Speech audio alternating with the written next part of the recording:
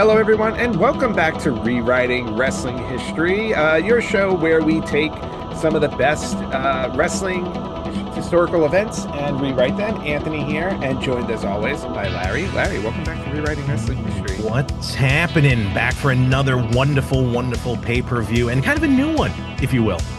Yes, we're actually switching off of the WWE for a change, and we're moving over to WCW for Bash at the Beach 1994. And you can see the incredible graphics that WCW made back in 94 for the 6 matches that were on this card. I could have sworn there were more than 6, but, WCW always made it a point. Well, they didn't have much money back then yet. The cash cow just showed up here. And, later on, later on, we'll see better graphics. But, this is very typical WCW. And, we're going to get right into it with 6 tremendous matches and a major main event that we'll talk about later that other companies missed out on. Yeah, that's right, because we're going to start right off with the WCW television title match with Johnny B. Bad taking on Lord Steven Regal. However, like you mentioned, the big event for this show was Hulk Hogan making his debut in WCW. His in-ring WCW debut, and of course, straight to the top against Ric Flair for the WCW World Championship. I'm trying to remember if this was the first WCW pay-per-view I ever ordered. I'm pretty sure I might have ordered this. Well, that wouldn't have surprised me because I know how much of a Hulkamaniac you were. No, 100%. But for some reason, something inside of me thinks that it was like uncensored the following year. But I don't know. But in any event, I feel like, yes, one of us would have ordered, because I don't know if we talked about this in prior shows, as Johnny B. Bad makes his way down to the ring without his bad blasters, thankfully. That's right. They did not put those in 2K25. Oh, well, at least I got the ring. The ring is TV accurate, basically. Yeah, whoever created this, obviously I'm using a lot of community creations when I do these shows, and whoever created this arena was on point. No, totally. And Johnny B. Bad, by the way, his outfit here is actually what he wore at Bash at the Beach 94. No, it is, yeah, down to the wording and everything on the back. Yeah. And out comes one of my favorite WCW superstars, Lord Steven Regal. In my opinion, probably the greatest wrestler. Lord Steven Regal, William Regal, whatever you want to call him, a man's man. To me, the greatest wrestler to never hold a world championship. I would definitely agree with you on that. Yeah. One of, for sure. Well, one of, absolutely. Yeah. What I want to point out here really quickly, because as I was putting this together, Regal's entrance music in WCW, and this is going to be a comment I'll say like throughout the show, is that WCW's entrance music was always weird to me. Like his music here, it's like this heavy, this rock riff and everything like that, completely the antithesis of his character. Eventually they fixed it later, but this was like one of his early themes, and it was weird. I don't remember this early theme. I know at the pay-per-view he used that very British, style. But I do remember he had, well, let's face facts. Steven Regal, William Regal, has had his fair share of theme songs. And of course, the greatest theme song of all time we might never hear until we get to Survivor Series, if we ever do Survivor Series 1998. That's very true. That'll be the only time you'll hear it. Oh, I love that song, Real Man's Man. Oh my gosh. What I was going to say before was, growing up, and if you're tuning in for the first time, me and Anthony, we've known each other for over 30 years at this point. And, But growing up, and Johnny B. Bad starting off quick with a high cross body. Much different than almost how the... what's also different about how this match is going on? Obviously, it's going to be differences. But when I was rewatching the actual pay-per-view to get, to kind of bone up on this one, yep. Because of all the 2 bad blasters, which were confetti cannons that Johnny B. Bad would use. If this was in WWE, Vince would have had a heart attack to have them clean up the ring immediately. Yes. There was glitter all over the place. There was glitter on the 2 of them by the time the match is over, because they're sweating. And we're not talking like small glitter, like giant pieces of glitter plastic on them. They were giant round discs. They were, yes. It wasn't confetti per se. No, I don't know what they were. But not only that, but but if you watch the rest of the show, I think even in the second match, Bobby Heenan comments on it, they just left it out there. So like every other match after this, like people just wound up with like big giant discs of confetti on their backs. Yeah, Hogan and Flair would not having that. But in the next match that comes up after this, you're right. They did sweep for the most part, but then like halfway into the match, I'm like, why is the ring covered in glitter again? Yeah, or confetti, whatever you want to call it. Somebody found it. Yeah, basically, it was weird. So the story I keep trying to get to, but I keep cutting myself off, is me and Aunt growing up and our circle of friends, we would get together. I mean, we got together because we hung out, but every month we would get together to watch a pay-per-view. And for the most part, it was mostly WWE because WCW hasn't hit its stride yet when we started, hanging out. Because we started hanging out again over 30 years ago. Yep. We got a cover here by Regal trying to retain the TV title. Only 2 And actually, we weren't. We didn't know each other when this pay-per-view took place. This was right before we met. That's right. That was the summer of '94, and that's when I was going into high school because I was a freshman. You were a junior when we met. That's right. So maybe I didn't order this pay-per-view. When the heck did I? I was going to say, if you did order it, you wouldn't have been watching. No, you're right. You're right. So now I'm thinking, I've had a lot of things lately that like my revisionist nice history. Move by Regal. Yeah, no, Regal was very technical. Yes. Which was great, especially back then, and ask Goldberg about it. But Regal's wrestling style versus Johnny B. Bad's wrestling style, they definitely worked together in this match. Yes, they did. And here you go, Regal with a beautiful side suplex, hook cradle suplex, if you will. And getting back to your summer story. Trying to get there.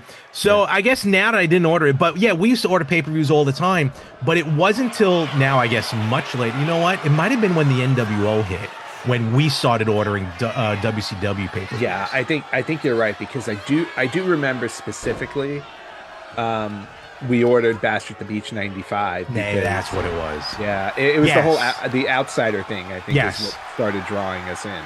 Absolutely, you're right. And then we would trade off. Every month we would trade off different houses for different pay-per-views. I always got WrestleMania. You always got the Rumble. So that's, so growing up. So yeah, all right. So then I don't remember watching this original. Whoa. All right. Nice springboard off the top by Johnny B. Bad. Springboard frog Holy slash. cow. You got a 1. Oh, only 1 count. Only a 1.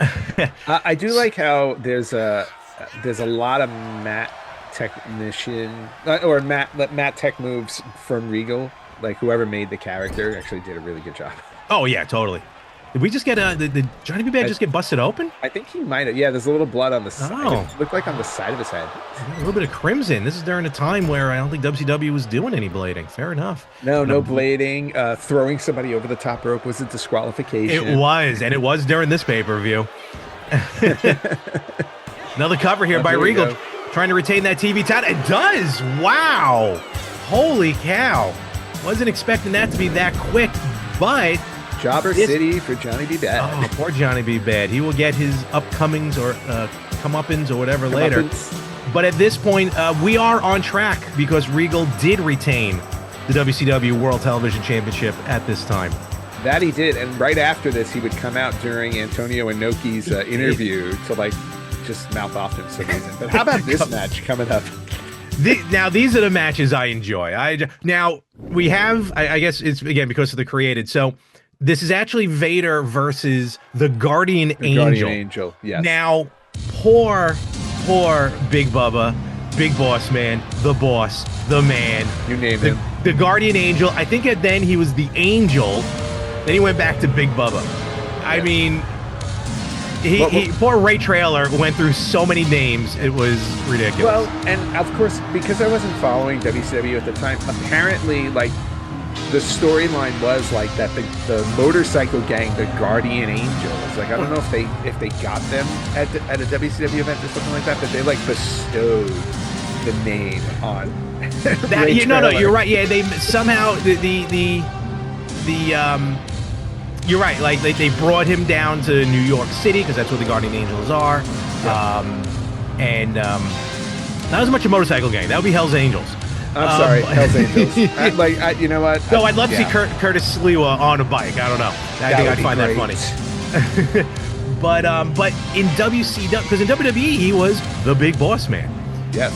So he comes over to WCW, and they call him the Boss Man. All right, fine, that's fine.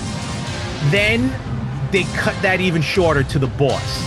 Then, and I remember this vividly. It was on like WCW Saturday Night, I think, where something happened where like the boss cheated or he was a referee and did something. Maybe I don't remember that vividly.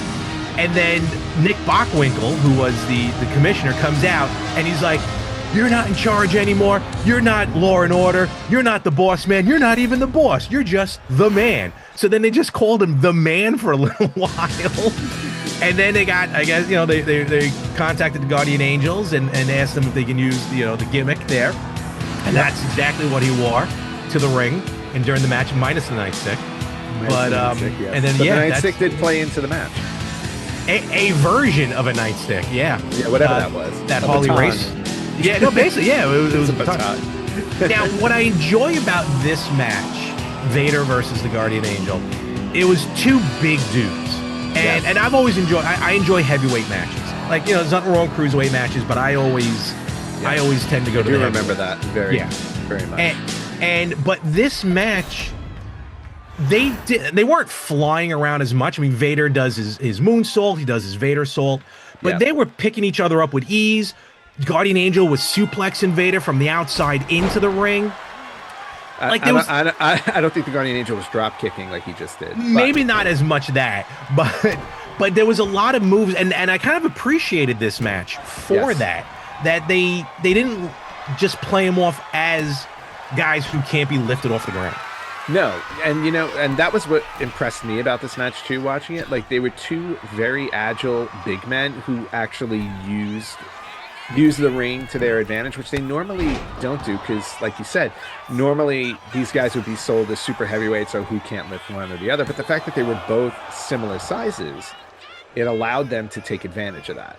No, 100%. Like a regular match, where they just pick each other up, throw them around, the way that Guardian Angel just got power slammed. Absolutely. And we saw Guardian Angel come off the top, which is basically what a Vader move was. Vader would come off the top with those. Yeah, he would do that a lot.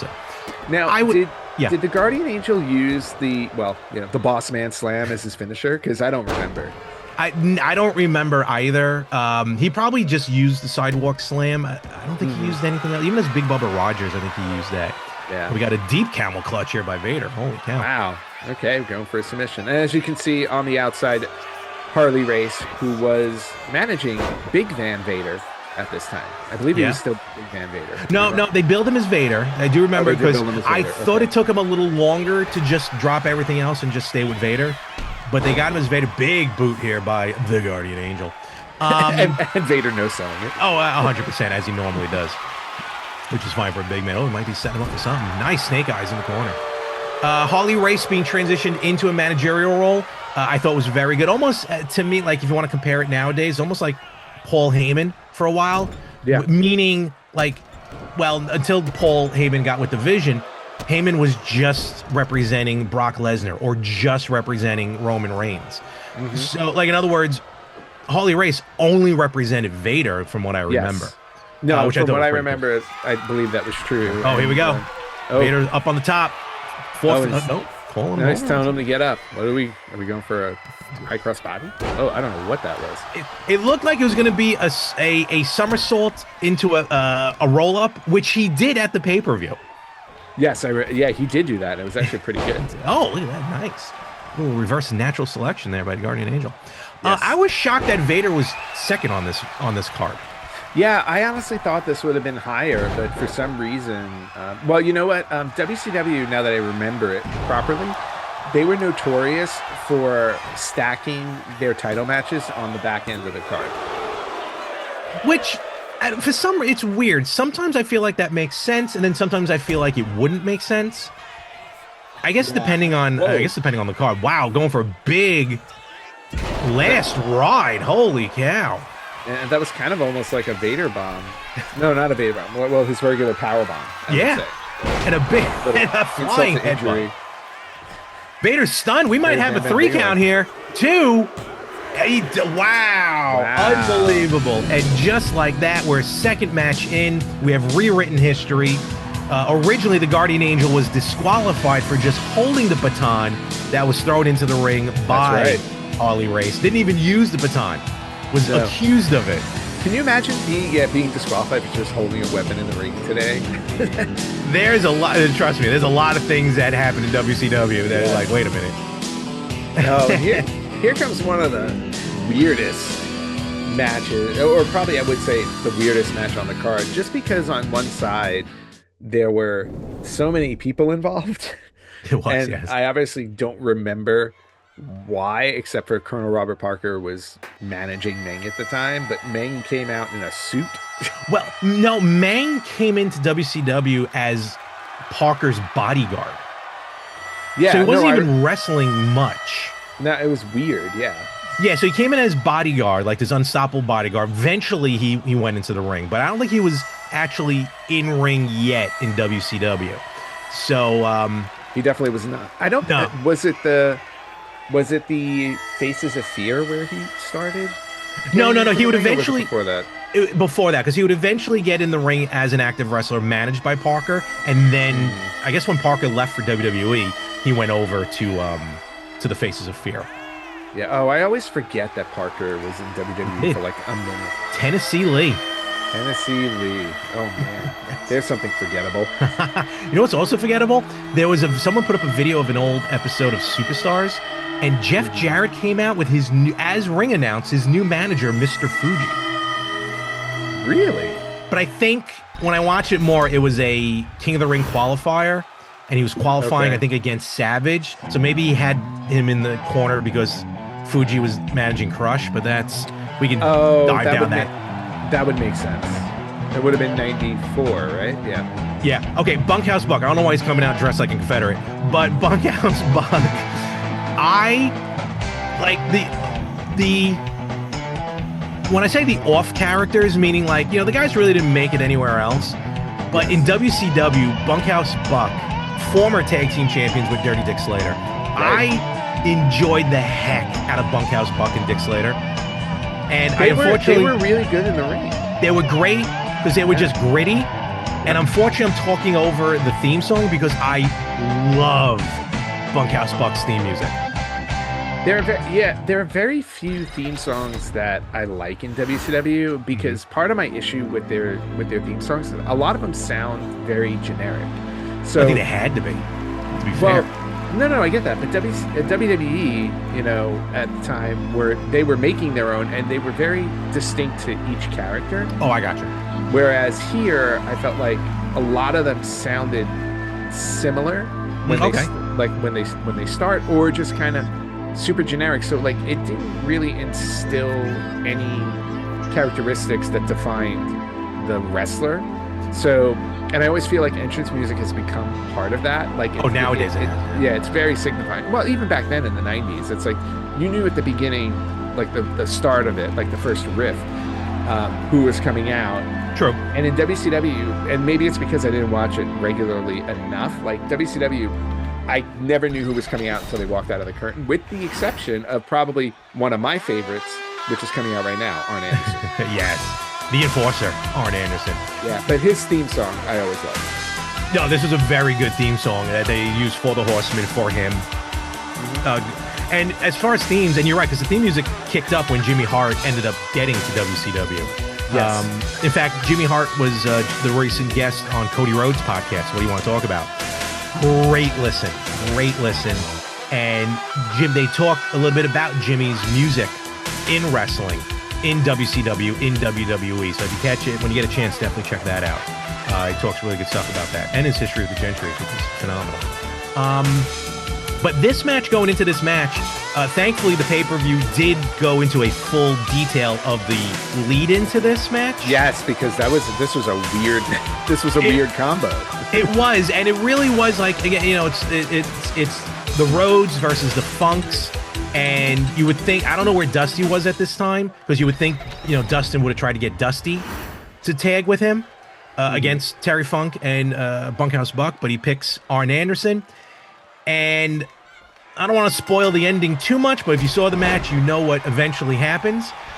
But I'm wondering, as, the naive 14-year-old that I was, and probably just kind of putting two and two together on how this business works, the way this match plays out, you see the ending coming, Yes, because this was a glorified handicap match. Yes, essentially it was, and we don't need to hide the ending with it. And it's that Arn Anderson turns on Dustin Rhodes, and then basically Dustin, they lose the match, but Dustin just basically gets quadruple teamed. Absolutely, because then Meng gets in on it, and it just, and again, it was one of those weird things in a match where I'm like, you've got 4 guys beating up one guy and nobody comes out to help him. And I know you want, they just leave it where it's like Dustin Rhodes gets decimated. And I'm like, huh. And it just watching it back, it just left me with this doesn't seem like a really good ending for a match. Because no one likes Dustin, I guess. It's just nobody likes Dustin Rhodes. Of course, a year later he would change that with Goldust. Oh, yeah, and then, the rest is history. I'm wondering because if no one came out, I'm trying to remember that year's War Games. I could. I'm wondering, I'm looking it up right now. I'm trying to remember if, that was the startup of a build-up where, Dustin had no allies, basically, but eventually, gets allies. Because I'm pretty sure it was Colonel Robert Parker and his group against Dustin, Dusty, and the Nasties. You mean Colonel Robert Parker, who just threw a Singapore cane in the ring? Yes, as he was notorious to do, of course. Yes, because having Meng out there is just not enough. Here comes Bunkhouse Buck. Bunkhouse Buck, who I was Wikipediaing him yesterday.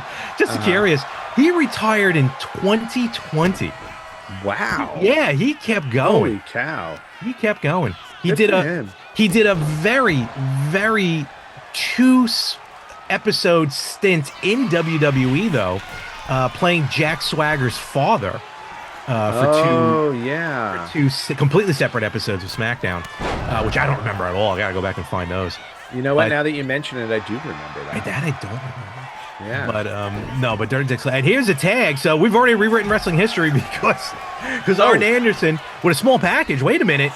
No, I didn't get a 1. Yeah, because in the match, Arn never really tagged in, did he? So here's what I like, though, because they did still try and throw you off. Arn started the match, and he tied up with, I think it was Bunkhouse, tied up with him 3 times, and they just shoved each other off. And then he tagged, because really it was Dustin who has the problem with Terry Funk and Bunkhouse. So he tags out, and then there was a part where either Funk or Buck was getting the pin on Rhodes. Arn Anderson comes in, breaks up the pin. So they tried to, they did little bits. Little bits. To throw you off. And then what I love, because they did this twice, as right now Terry Funk has a cover on the Enforcer. But Cody, excuse me. Dustin comes in and breaks the pin. He looks like Cody. Cody was too little at the time. He was. He absolutely was. They did this twice, this swerve, because Flair did it with Sting as well in a tag match where they would have a tag match. They have these 2 guys who don't like each other, but they have to come together with mutual enemies. Mm-hmm. Then one guy's in the match for a long time, gets the hot tag. Then the other guy comes in, rip-roaring, ready to go. Yep. Get ready, turns around, wham.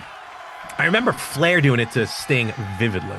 Yes. And speaking of Sting, we forgot to mention this in the first match. Sting was actually supposed to be Steven Regal's opponent for the television title, but the week before, he was facing we have another small package real quick. Nope. Sting was facing Flair for the world title, I believe, and they teamed up and injured him, so he couldn't wrestle in the match. And that was another thing I always found weird about WCW. It's 1 week somebody's fighing for the world title, the next week television title. Well, yes, no, you're right. We had a bulldog there. That was his signature move. 2? No, only 2. Yeah, almost. Just to go back real quick, yes, this Fall Brawl of 1994 was Dusty, Dustin, and the Nasties against the Stud Stable. That's what it was called. The Stud Stable. Terry Funk, Arn Anderson, Bunkhouse Buck, and Colonel Robert Parker. This was one of my favorite War Games. Oh, okay. Can't wait till we do a War Games. I love War Games. Oh, yeah. War Games will be fun to do. We'll get there. We'll definitely get there. But right now, the Enforcer with a deep Boston Crab on Bunkhouse Buck, who, those long johns that he wore. Yeah, that was not very Bunkhouse Buck-like with that kip up. No, that wasn't even a kip up. That was the front handspring. It was. Yeah. It was whoa. Very comfortable gear for Bunkhouse Buck to wrestle in, I always thought, with those long johns. Oh, my gosh. Yeah, he must have died in those. And Terry Funk with like this was like his second or third iteration of his character, you know, before 5 more before he finally had no choice but to retire. Yes. Why are they dancing on the apron? Oh, there we go with the turn. Yeah. Oh, yeah. Oh, here we go. The notorious on rewriting wrestling history, the managers taking the turnbuckles off, which we saw in this pay-per-view, but it was later on. Yes. Going for a pile driver here. Oh, wow. Nice pile driver on the Funker. Oh, and Funk rolled right outside. Smart man. Very smart. Man. Arn Anderson's clearly having issues with both of these guys. He's taking. I guess he doesn't realize that he's supposed to team up with Robert Parker later on. Yep. Anderson drop. That was always a good move. That and you know what? The referee is stuck with the turnbuckle. Absolutely distracted. Love it. It's great when that happened. Yeah, he was putting the turnbuckle back on. Gets a tag back in. Dustin Rhodes comes in. Terry Funk. I mean, the career of Terry Funk is A, legendary, and B, has so many twists and turns to it. It really does. Right now. 2 count. Like, you know, he starts off as a wrestler's wrestler, you know, in the 60s. You know, wrestling family, Dory Funk Sr., his brother, Dory Funk Jr., and wins the NWA World Championship. So he's a former World Heavyweight Champion. Yep. And then at some point, I don't even know where the transition happens. Probably in Memphis, like when him and Lawler in the MP Arena match, where he starts to become like this almost crazy character, out of control, and then he becomes known for these like hardcore. I wouldn't even call them death matches because they weren't death matches yet, but these hardcore matches before they were like real hardcore. Oh, and he hit his moonsault. He did his moonsault, which was always sloppy. I loved it. Yes. It only gets not even a 1 count. And you know, how he transitioned into that, he did the big famous Japanese deathmatch tournament where it was down to him and Cactus Jack. Yep. In that very famous match, as we now see how the controls run. Yep. I accidentally hit a button while I was going, and I was like, "Whoops!" Please don't even get me started on controls. I'm playing. I finally got Twilight Princess up and running on the original GameCube disc on the Wii, but I got it going. And the camera control is backwards. Oh no! And you can't change it. You're just gonna have to get used to it. Oh my God! Why did Arn Anderson run over to Robert Parker? Because he's throwing him in there. He wants everyone in the ring. He just hates everybody. He does. He didn't get the memo, like I said. Yeah. Everybody forgot to tell him. Be like, Arn, you're turning on Dustin tonight. So you can say that's already history rewritten, but we'll go by the wins and losses at this point. Yes, although he is staying in the ring even though he is heavily injured and now getting distracted by Colonel Parker. Very much so. Come on, Bunkhouse. There you go. Yeah. Get those heavy gloves on. Terry. Yeah, good. No, finish your Terry Funk. No, I was just gonna say, so how like Terry Funk? Wow, missed. So how Terry Funk transitioned into that hardcore style with the barbed wire and everything. And I mean, to this day, Terry Funk is him and Sabu in Born to Be Wired in ECW. To me, is the greatest hardcore violent match in history. I mean, that match is just beyond brutal. Not only brutal, but I really call it like brutally beautiful. The match was, as much as it was violent and bloody and just wild, there was something to it that just made it a match, even with the barbed wire.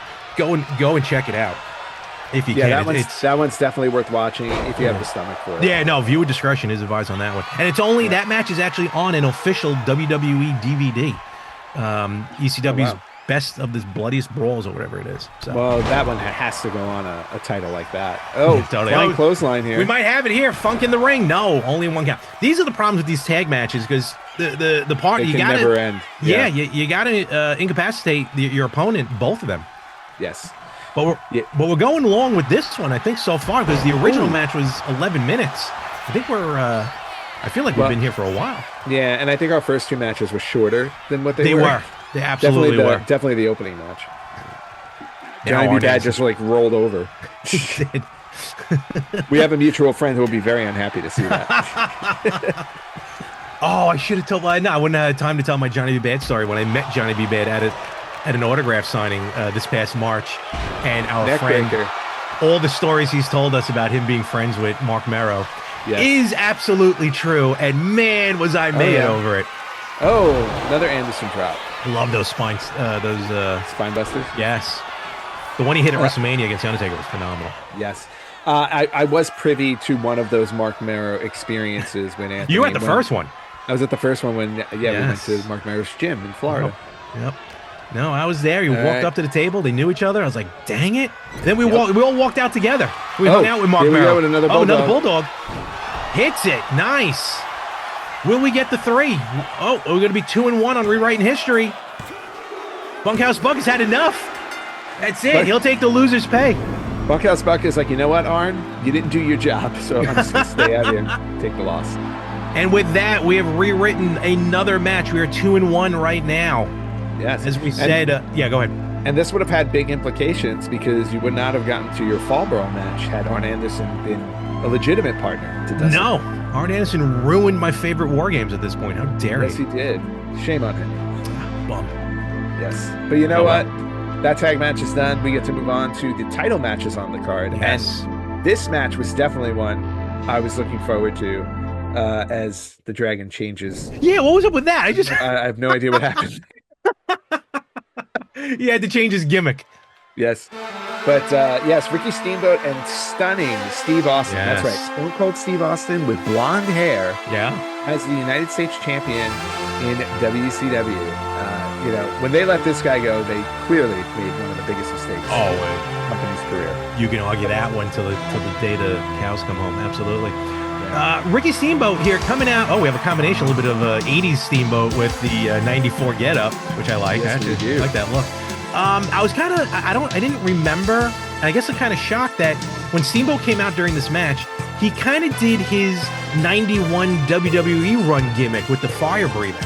Yes, he did. I would have thought he'd find that too corny and would have dropped it for WCW, but no, I was actually surprised when I saw that too, because I was like, wait a minute, why are you doing that? I was like, but then he's also coming out with the dragon scales is like true. I'm like, okay, so you're a pterodactyl, got it. And the accolades. Oh, sorry, you're a dragon. Former WWE Intercontinental Champion, former World Heavyweight Champion, multiple-time Tag Team Champion. His matches, if you've never seen his matches with Ric Flair, those are must-watches. Like they would do time limit matches, like 60-minute time limit matches. There is an actual collection on, I don't know if it's WWE Vault or WCW, of like all of their televised matches in one viewing. Yeah, it's insane. Those matches it's great. Are unbelievable. And here we are, stunning Steve Austin with a nice silver vest. His beautiful blonde locks. And his Macho Man Randy Savage stars on his, what was that? Wait, that wasn't so stunning. Holy cow. If I can make note just for one moment, the WCW United States Championship design at this point, and pretty much how it would stay through the end of WCW, one of my favorite belts of all time. I love that design of that belt. It was a good design. I do agree with you on that. And this one having the gold, well, this one not on here it has it, but on the paper it had the gold tip. And for me, as a wrestling belt collector, when I went to, actually the WCW US title was the first replica belt I ever bought. And then later on, I counted one day, I'm like, oh, like I have 29 belts. My next belt will be my 30th. There it is. I love that. So I wouldn't say commission, but I found someone online who makes belts. I'm like, hey, can you do a WCW belt? And I remember we went back and forth. He's like, what design do you want? Because even with that middle plate the way it is, there were still some variations over the years with the side plates. Yes. And like, I remember going back and forth with this guy for like a week talking about just the gold tip on the end. And I'm like, you know what? No, the one at the time, we're going to go no gold tip. But I remember it was, and like we got into like good discussions, not heated, but very good discussions on how the belt should look and made and everything. And for some reason, Steve Austin is keeping his vest on. Yes, I do not know why he's keeping his vest on, but obviously whoever decided to create him decided he needed the vest for the match. Fair enough. Maybe it's just to go with it. Maybe it's to go with the blonde hair. This is possible. It's very what's what I'm looking for. Offsetting between the blonde hair, the gray, and then the black. Yes. Does his back of his tights say Dragon Slayer? No, they don't. Oh, well.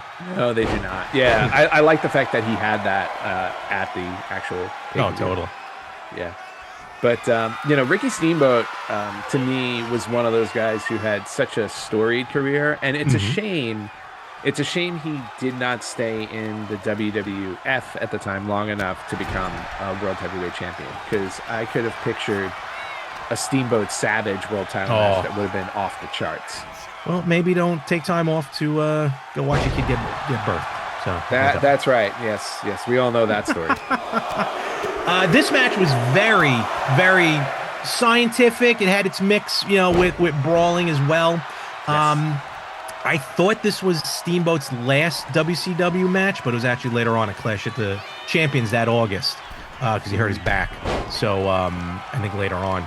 Yep, and retired, I think, for the first time, right? Yeah, he had a couple retirements and had one of the best post-retirement matches. And I'll say a mini run that I've ever seen anyone have at his age and his stage in his life. And I'm talking about at WrestleMania 25. That's right. That was such a great match. It was a great match because he was in it. And no one expected it. It was Chris Jericho versus Steamboat, Jimmy Snuka and Roddy Piper, legends versus him, and it was like an elimination match. And all right, so you have you have Piper, can still go, but clearly not even ring shape, not even healthy shape. He wasn't ring shape, no. But he was still Piper. He was still able to go. Snuka hasn't known what day of the week it was since the 90s, and this was like 2009. So in comes Steamboat. Everyone again expected. All right, hold on. Before I continue, we're at 7. We're about to hit 7 right now. They're on the outside of the ring here. We got a power slam here. This might be a quick title match. Which would be a shame with these two. Absolutely. All right, there we go. Steamboat back in the ring, and here comes Stunning Steve. So you got Snuka, you got Piper. And then we got a cover. Only one count. So, all right, so then Steamboat gets tagged in. Now, and I was there. I was in the arena. I was at WrestleMania 25. And again, everyone's just expecting, all right, 3 legends, 3 old guys. Jericho will just go through the motions. Yep. He did with Piper. He did with Snuka. But Steamboat brought it. And to tell you, to be there, as we got another cover here, 2. Oh, that was close. I thought that was going to be it. That to be in that atmosphere when Steamboat jumps off the top rope for the first time, getting into the ring. Oh, stunner. A stunner. I would say early in his career, but 2. No, still Steamboat kicking out of that one. I like to see that. Yeah. Well, that wasn't his finisher back then. So no, this is very true. Very far from it. Nice boot to the head. That crowd was stunned, was absolutely stunned at what Steamboat can do, to the point where Steamboat then the next night on Raw was in like a 10-man tag. Yes, he was. And then apparently did a short loop with Jericho for like a month or 2 on house shows.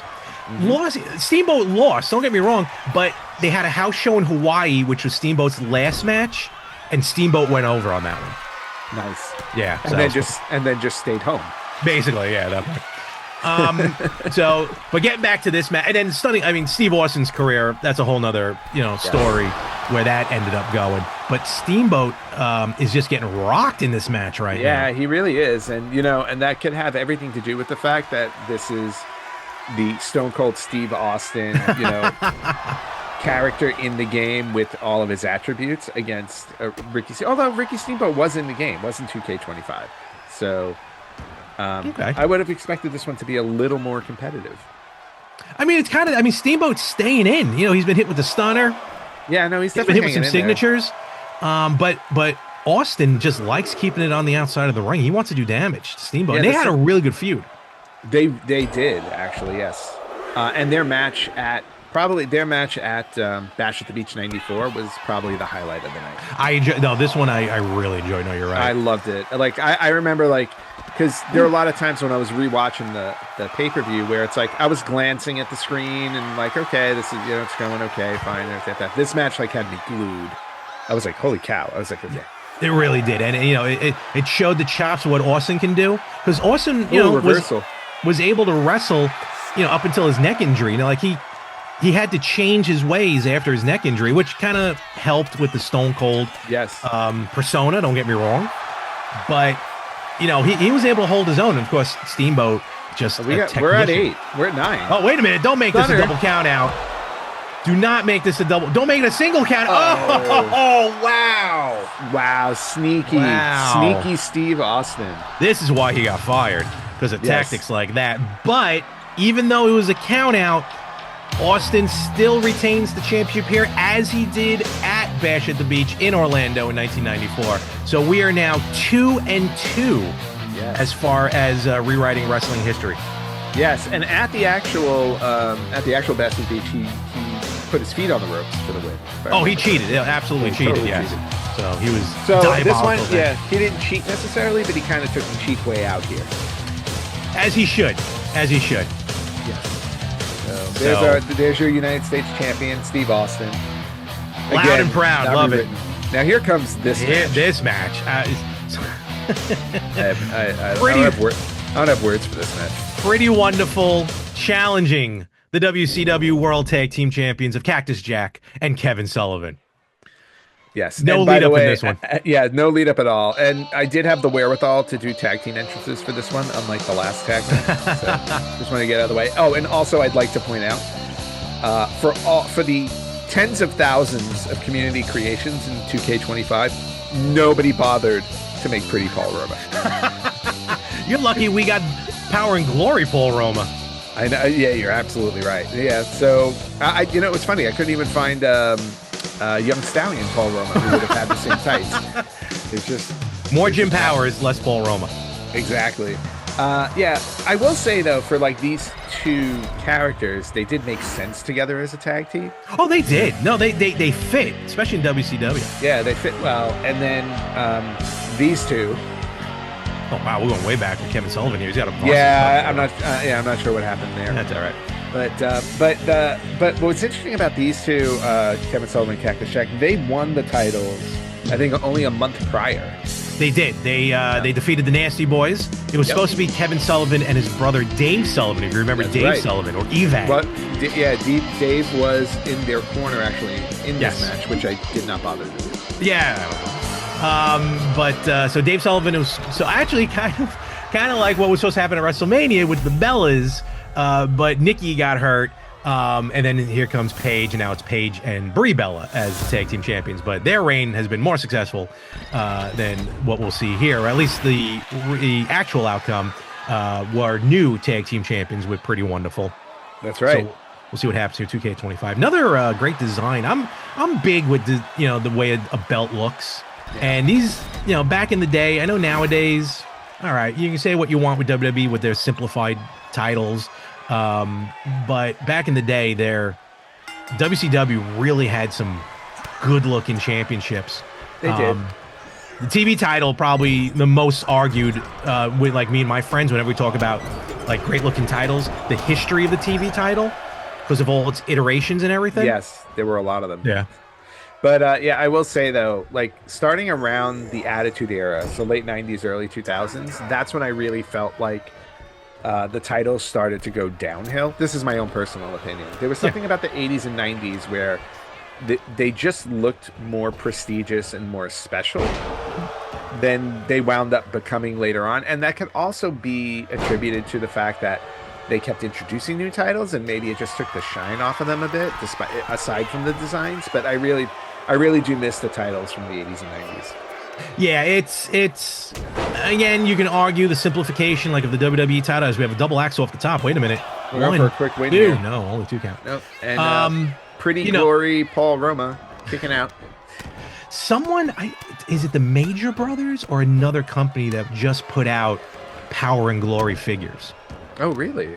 Yeah. On top of that, they have Public Enemy figures. They made a bunch of figures. There's this one company. I mean, Major Brothers make like the old school 6-inch LJN figures. Yes. I think they made Power and Glory. But there's another company that makes like the smaller ones that I know definitely have Power and Glory. But right now, Mr. Wonderful tagged in. Now, I hate to say this, but it was due to injury. Oh, it was a Luthez press, piston-like right hands. I think he got busted open. He might have. You know what it is? I think 2K, when like a major hit comes in, it flashes. Yes. Yeah, it looked like his cheeks got a little something going on there. Poor Mr. Wonderful. I think this was because Mr. Wonderful suffered an injury where, like, near the end of his career, it was. I always found it weird and sad at one point. He had, this build, this physique that was beyond anything that you would see. Yes. And he had this injury where, like, one of his arms atrophied so much that it was almost like, literally, it was like one arm was giant, huge, and another arm was like paper thin. Yes. And I think you started seeing that at this pay-per-view. And it stinks. Every time now I watch a late Mr. Wonderful match, like, that's where my eyes go. that's how you look at it. Like, look at that tiny arm. Basically. Now, like the actual match, Kevin Sullivan's getting his butt whipped in this one. Yes. Sullivan took a beating in this match. Yes, he did. And there's another handspring. Why is everybody doing handsprings? I think we saw Andre do that one time. Here's a tag. Cactus Jack from Truth and Consequences, New Mexico, now in the ring. Yes, long before he ascended to the heavens as Mankind. Yes, and way after Dude Love, but until we see the reemergence of Dude Love later on. And Mick Foley actually now working with AEW. He's going to be working the pre-show for Double or Nothing. Yeah, I heard about that. Yeah. Did he's already lost his ear at this point too? I think, right? Did he do his stint in Germany already? He might have. I think he did, because this was '94, and I have a feeling it happened before that. Might have happened just before. Yeah, obviously, I don't remember specifically when he was having those bouts with Vader. Yeah, that's what I'm trying to look up right now, because it's a wild story to listen to. Yeah, it definitely is. There was a release German suplex from Orndorff. No, actually, this was after, because it was March of '94. He lost his ear. Yeah, 2 count. So he lost his ear, and then to get revenge, he wound up tag team champion, and he sicked the Guardian Angel on Vader. And there's another, I think, cut open with a DDT. Maybe. We'll see. I don't know. They keep doing that white flash. Yes, he's. Oh no, yeah, no. We got blood. We got color. Blood. Time to pan out. Yeah, exactly. Or stop the match. This is '94. That is true. I think we got a mandible claw. Oh, is that a mandible claw? Yes. I was looking at a blatant choke. I don't know. The ref wasn't in there. I don't know what he was doing. I think he was getting distracted by Kevin Sullivan. Possibly. Or was he too close to the ropes? This is true. Oh, going for the... Oh, this is great. Oh, his pile driver. Cactus DDT. His pile driver, excuse me. Love it. Yeah, wedgie pile driver, I used to call it. 2. No. They should have called it that. The wedgie driver. Yeah, and like you said, there was no build up to this match, and well, that was WCW. WCW and AEW does that today as well. Like, they'll just throw a match together. Well, and here's the thing: I don't mind you throwing a match together. I mind it when it's a title match, though. A title match is a different animal to me. So true. I was a big fan of the '90s because, like, on pay-per-views, like the first 2 or 3 matches would essentially be just two guys random, like 2 guys put together, and it's like, and you just got to see if you got a good match out of it. Mm-hmm. I'm like, but when you're dealing with the actual titles, you're talking about the people who are supposed to, like, ascend, to be the best, to be the number 1 contenders. Just throwing them in a match to me never seemed to make sense. Yeah, that was Mr. Stomp. That was one of his big moves. It was. Sullivan was so ahead of his time, Kevin Sullivan, with storylines, especially. Yes. Doing like all that, like not voodoo, but like satanic stuff that he was doing, especially after coming off the Varsity Club. What is pretty wonderful. Oh, okay. I thought Orndorff was going to jump. I mean, I was expecting something.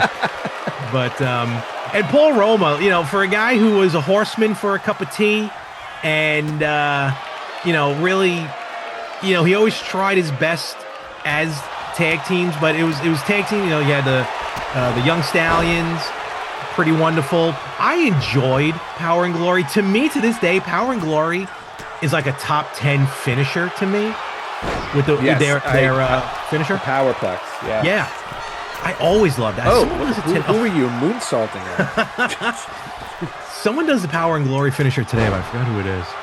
Yeah, but no, I do agree with you. I thought, like, when they put them together, I was like, oh, wow. I go, these guys are really impressive. Unfortunately, they weren't together for too long. Not too long, but a lot of times, a lot of wrestlers you think have been around forever, but Brock Lesnar's first run in WWE was barely over a year or 2 years. It was 2 years. It was about 2 years. Yeah. So it seems like it was for another DDT. Yeah, let's just knock Mr. Wonderful out. Poor Orndorff. Yes. But here we go. Recovered with a nice That's pile the driver. Signature pile driver of Mr. Wonderful. To this day. Is that enough? No. Kevin Sullivan coming in for the save. To this day, watching Mr. Wonderful turn on Hulk Hogan scarred me as a kid. Oh, that was such a that was the moment. Biggest, how dare you, the biggest betrayal of all time. Well, you gotta remember, I wasn't watching that then. So. I just remember watching it on highlights, yeah. Yeah, to me, Orndorff to me, I think, was done when I started watching wrestling. Or he was like right at the end of his career in WWF, I should say. Okay. Yeah, because he made a whole new career in WCW. He's held a couple of titles in WCW, yeah. Yeah, he held the tag titles. He was television champion, I think, too, right? I'm pretty sure he was a TV champion. Meanwhile, as Larry mentioned with our previous tag match, the tag matches in most wrestling games, or at least specifically 2K25, we could say, tend to go long because of all the interference. Yeah. So he is a one-time WCW World Television Champion, Mr. Wonderful. He's a 3-time tag champion, twice with Paul Roma, and once with Jimmy Snuka in the NWA. Oh, wow. Interesting. And we've got a tag here. I mean, a cover. Only one count. And he won the Slim Jim Challenge. Oh, yay. Some sort of tournament. Okay, fair enough. All right. Well, good for him. Good for him. He won a lifetime supply of Slim Jims. Oh, that'd be amazing. No, thank you. Oh, drool. Nope. Whoa. Paul Roma. Holy cow. Paul Roma coming back with a springboard dropkick in front of Cactus Jack. And Cactus Jack is like, nah, I'm not going to interfere. Losers still get paid as well. That is very, very true. Oh, nice move there. Oh, nice side slam. 1, 2. No, still only 2 count. The champions still holding on to the titles as this match continues. Yes. And I will say this was probably on the actual pay-per-view, probably my least favorite match. You know what? I got to be honest with you. You're right. It was, and not because of the combatants. Don't get me wrong. No. It was just like the way, like I said, Kevin Sullivan got for this 20-minute match that it was on pay-per-view. I feel like Sullivan for 19 minutes was just getting beat up. Exactly. Yeah. It just didn't. Yeah, the overall. Yeah, there was no flow to it. That's the way to put it. Yeah. And here I would actually say this one arguably has better flow. No, totally better flow. Right, so I never realized. Apparently, Paul Roma much more successful in WCW. He's a 4-time WCW Tag Team Champion. The fourth one? 3 with WCW, 1 NWA. He held the titles twice with Paul Orndorff and twice with Arn Anderson, probably as the Horseman. Oh, that would have been Horseman. Which means he was in the Horseman a lot longer than I really was. Well, honestly, I thought you were right. I thought he was only in the Horseman for a minute. That's what I thought, too. I thought they put him in the Horseman, and then a week later they were like, oh, yeah, we made a mistake here. What do we do? Stick him with Orndorff. Okay. I think basically just for 1993 he was a Horseman. So. Okay. Yeah, that makes sense. Yeah, there was some short stints in there, but here's a cover. 2. Oh, only 2.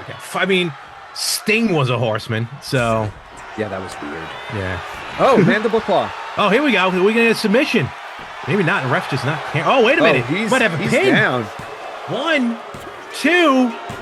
Wow, 3. Wow. And still, your WCW World Tag Team Champions, Cactus Jack and Kevin Sullivan. All right, so we've rewritten another one here. We have. So we are 3-2. Will we bat 50%? Will we go 3 for 3? We will find out next. Yes, we will. And I am hoping we rewrite the last match. How dare you? You know how much of a Hogan fan I am. I watched it. On a side note, the Netflix documentary is actually really good. Oh, yes, I do have to watch it. It actually it's a 4-parter. Here we go. Giant, wide Hulk Hogan. Hey, listen, Hogan's got a pose, brother. So that's how Hogan's got an ego. There's his ego right there. Holy cow. Sister Sherry with Ric Flair. No. Sensuous Sherry. Sensuous Sherry, excuse me. No. Her graphic was outfit. Sister Sherry. Yeah, her graphic was Sister Sherry. But this was Sensuous coming down. Okay, let's get into it before the match does. Yes. So it is notorious that, actually, you know what? I'm sorry. Before we get into that, I want to talk about this. This is for a second. Just do we hear the theme song? Just for a second. Yeah, he's the only one who actually got a solid. As he should. All right. He looks more like the guy from Florida who looks like Hulk Hogan than he does as Hulk Hogan. Exactly. Hulk Hogan. So again, it was on Cody's podcast with Jimmy Hart, but Cody, it's such a daring remark. He actually prefers American-made Hogan's WCW music over real American WWE music. And I'm like, I don't know. I don't know. Well, real American is so iconic. It's iconic, but also you have to remember it wasn't Hogan's theme originally. This is true. You're exactly right. It belonged to Barry Windham and Mike Rotunda. It did.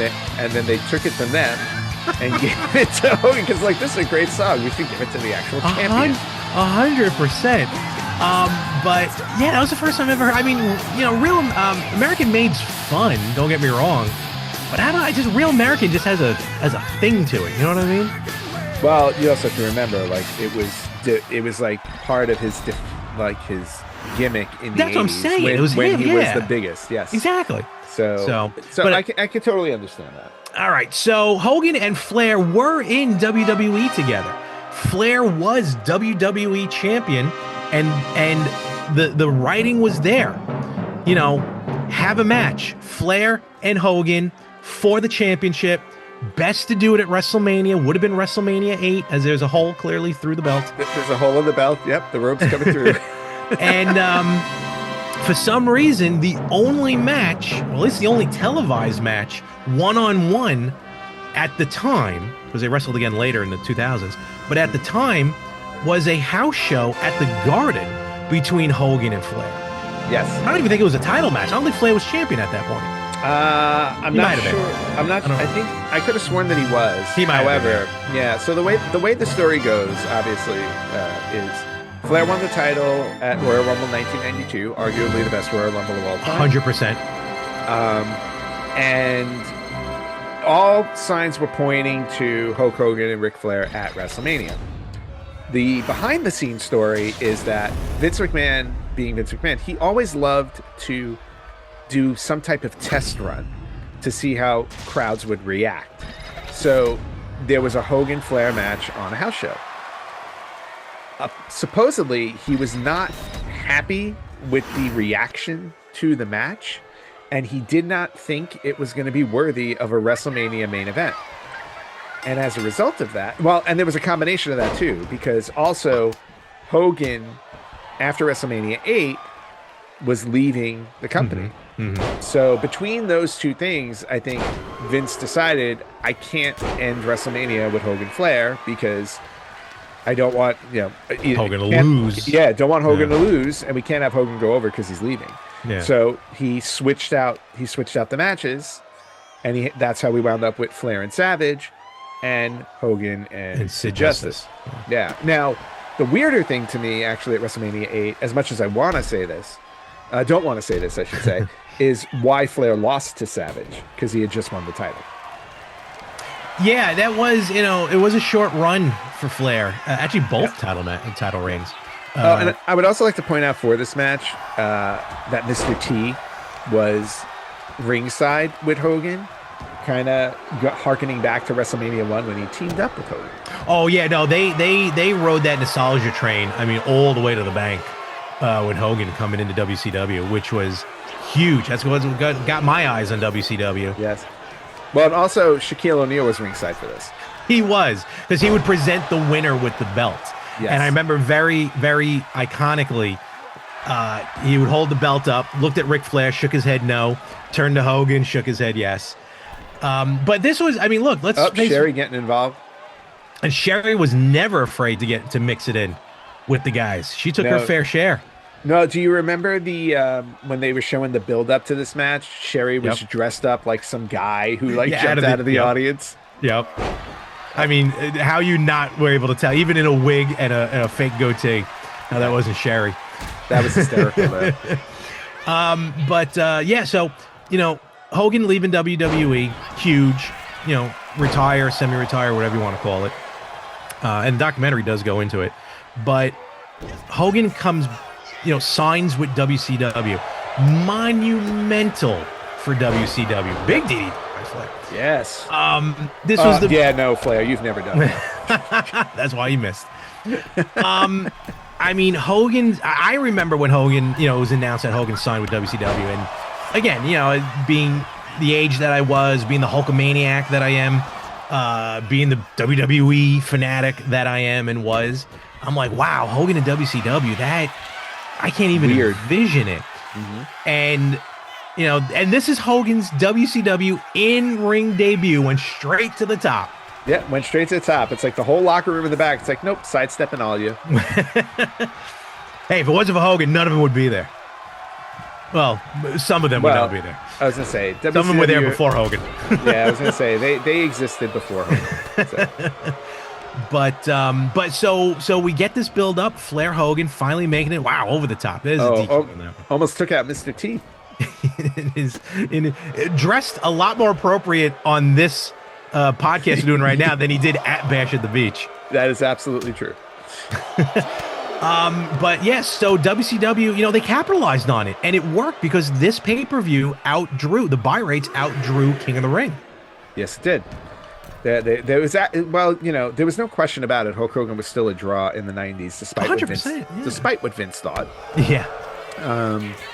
Vince tied himself to the All-American Lex Luger gravy train that never had any gravy. Turned out to be dry and tasteless. Well, Luger. The old Lex. I wish I saw the Lex Express. I'm so happy I didn't see the Lex Express. Oh, wait a minute. We got a figure four. Hold on. Oh, this might be it. The signature move of Ric Flair, who I really don't remember. What is Jimmy Hart doing? Jimmy Hart's getting a closer look at this. He wants to make sure he sees. He just wants to watch. He does. He's got the great view. And ref's just not caring, clearly. What is Jimmy doing? I don't know what Jimmy's doing. Nice knee drop there. Hogan is done. Oh, never mind. What is that? What is that? Wait a minute. The referee dropped the megaphone. Chaos is ensuing in this WCW World Championship match. I don't know what's going on. Yeah, there's a little crazy going on here. Oh, my gosh. Oh. Hogan looks... No. Jimmy Hart has been ejected. Wow. Oh, yeah, look at that. It says ejected on the bottom. Jimmy Hart throwing that. And we got a cover. Two. No. Kick out. Has to be kick out by Hogan. What is this match? All right. First off, I like what's going on. What? Unbelievable. Mr. T has no credentials to be a manager. And yet he's there. Whoa. That was a Hogan. bump. That's a Japanese bump. I was like, that is not a Hulk Hogan bump. Hulk Hogan would have gracefully fallen down. So Hogan going to WCW, which later on turned out to be one of the biggest moments in wrestling history, as later on Hulk Hogan would finally turn heel. Yes. A year later, with the NWO. 2 years later, 94, 95. Little comeback. What the heck did he do at 95 Bash at the Beach? Look at this. Hogan, wait a minute. I think Hogan turned heel now. Wow. That was a little bit. Hogan foreshadowing for us. Yes. What's going on here? Oh, here we go. No. Big leg drop. No, not allowed. This is how you do it. Not allowed. One. No. Where's the one? I don't like this. This is it. No. How Flair does not have the credentials to kick out of the big leg drop. Flair's like, hey, I'm not Andre. And Hogan, good Lord, going off the top. Not only that, going off the top to the floor. Oh, yeah. Take out the table. How can I forget? The following Bash at the Beach 95 was literally on the beach. That's right. That was one of my fun ones just to watch. Just visual.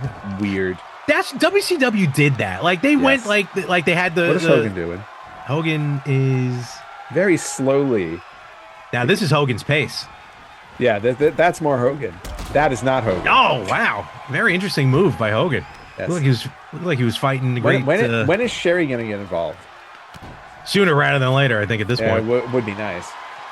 Hogan working over the knee on Flair. Flair with a figure four. I don't ever remember him winning with a figure four. You know what? That's a fair statement. Like maybe once. I don't know. He would always win by like doing something.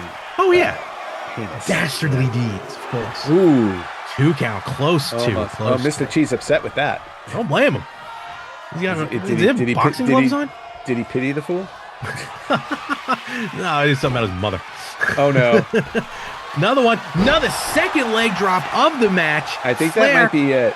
Cannot withstand any more punishment at this point. Come on, ref. Good Lord. And with that, as only it can be, we have a new WCW World Heavyweight Champion, the immortal Hulk Hogan. Yeah, Larry, we went 3 for 3 on this one, which isn't bad for rewriting wrestling history. Not bad at all. Yeah. And for those of you out there, that is the entire card for Bash of the Beach 94. It was only 6 matches, so this one was a pretty quick one. But Larry, thank you so much for joining me once again for Rewriting Wrestling History for our first WCW pay-per-view. Always love these. No, thank you very much. This was a great pay-per-view to start off with. I'm looking forward to more WCW pay-per-views, to be honest with you. Yeah, and we're definitely going to get them covered, and maybe some ECW and some other ones that you're not familiar with. But yeah, for everybody out there, please remember to like, share, and subscribe to Rewriting Wrestling History as we see Hulk Hogan here celebrating with Mr. T with his new championship like he won back in 1994. But we will catch you next time on Rewriting Wrestling History.